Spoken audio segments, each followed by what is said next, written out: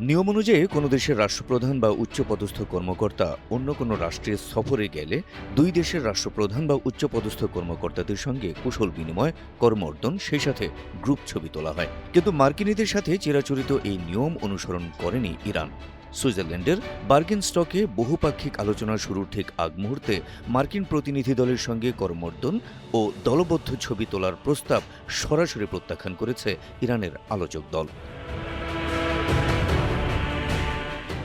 নাম প্রকাশে অনিচ্ছুক নির্ভরযোগ্য সূত্রে বরাত দিয়ে এই চাঞ্চল্যকর তথ্য নিশ্চিত করেছে ইরানের আধা সরকারি সংবাদ সংস্থা তাসনিম। প্রতিবেদনে বলা হয়েছে, বহুপাক্ষিক এই আলোচনার শুরুতে মার্কিন কর্মকর্তা ও আয়োজক দেশ সুইজারল্যান্ডের পক্ষ থেকে দুই দেশের প্রতিনিধিদের মধ্যে পারস্পরিক করমর্দন ও একটি যৌথ ফটো সেশনের বিশেষ ব্যবস্থা করা হয়েছিল।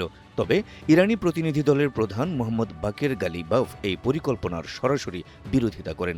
তিনি স্পষ্ট জানিয়ে দেন, মার্কিন কর্মকর্তাদের সাথে কোনো করমর্দন কিংবা ফ্রেমবন্দি নয়।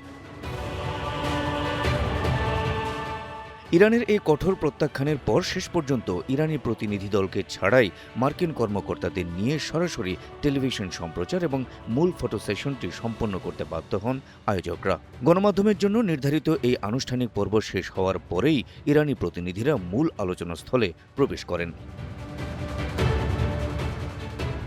গণমাধ্যমে পাঠানো ভিডিওতে দেখা যায়, সুইজারল্যান্ডের লেক লুজার্নে বৈঠকের নির্ধারিত স্থানে প্রবেশ করে পাকিস্তানের প্রতিনিধি দলের সঙ্গে হাসি মুখে করমর্দন করেন মার্কিন প্রতিনিধিরা। কিন্তু ইরানি প্রতিনিধি দলের কোনো সদস্য সে সময় সেখানে প্রবেশ করেনি। মার্কিনিরা শুভেচ্ছা বিনিময় শেষ করার পর সেখানে প্রবেশ করে ইরানি প্রতিনিধি দল এবং তারা পাকিস্তানের প্রধানমন্ত্রী সহ অন্যান্য কর্মকর্তাদের সঙ্গে করমর্দন ও ছবি তোলেন। মার্কিন প্রতিনিধি দলের সঙ্গে ইরানের প্রতিনিধি দলের করমর্দন কিংবা ছবি না তোলার বিষয়টি আলোচনার জন্ম দিয়েছে নেট দুনিয়াতেও। কেউ কেউ বিষয়টিকে অসৌজন্যতার নমুনা বলতে চাইলেও অনেকেই ইরানের এমন সিদ্ধান্তকে সঠিক বলে মন্তব্য করেছেন। Habib Rasel, NTV online.